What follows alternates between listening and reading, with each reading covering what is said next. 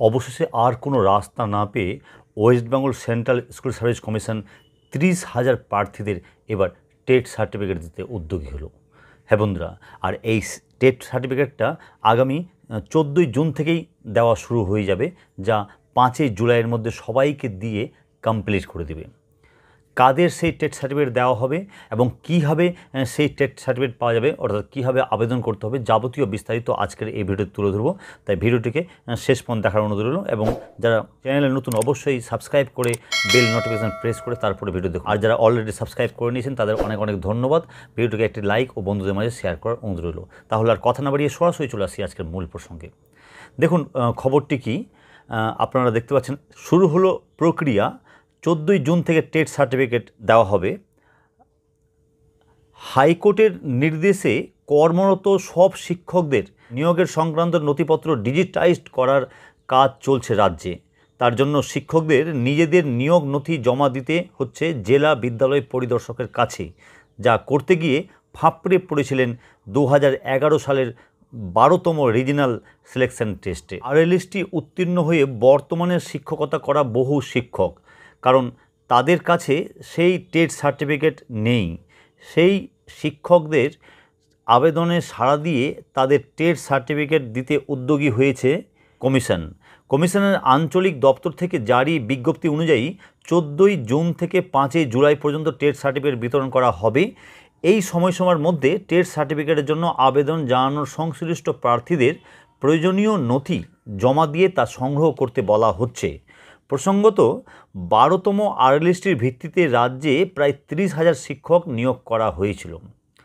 আপনারা প্রত্যেকেই জানেন যে মে মাসের 25 তারিখের আগে রাজ্যের সমস্ত বিদ্যালয়ের শিক্ষক অশিক্ষক কর্মচারীদের তাদের ডকুমেন্টস সাবমিট করতে হয়েছে এবং মে মাসের 25 তারিখের মধ্যে শিক্ষার যে পোর্টাল রয়েছে সেখানে কিন্তু আপলোড করতে বলা হয়েছিল, যা ডিআই অফিস হ্যান্ডেল করছিল বিষয়টি। এবং এই খবর অনুযায়ী যা দেখা যাচ্ছে যে তাদের এই সার্টিফিকেট আপলোড করার পর 12তম রিজিনাল লেভেলের যে প্রথম টেট পরীক্ষা হয়, সেটা আরএলএসটি ছিল, সেখানে টেট সার্টিফিকেট নাকি অনেকের নেই। এই জন্যই তাদেরকে টেট সার্টিফিকেট দেওয়া হবে এই খবর অনুযায়ী। কিন্তু বন্ধুরা, আমার মনে হয় কোনো এক জায়গায় ভুল হচ্ছে, কারণ আমরা যে ডকুমেন্টগুলো সাবমিট করেছিলাম, ডিআই অফিস যে ডকুমেন্টগুলো চেয়ে পাঠিয়েছিল তা মূলত 3টি ডকুমেন্টস। একটা হচ্ছে আমাদের রিকমেন্ডেশন লেটার, যেটা স্কুল সার্ভিস কমিশন থেকে আমাদের উদ্দেশ্যে প্রেরণ করা হয়েছিল। একটি ক্যান্ডিডেটকে দেওয়া হয়, একটি স্কুলকে দেওয়া হয় এবং একটি ডিআইকে দেওয়া হয় রিকমেন্ডেশন লেটার।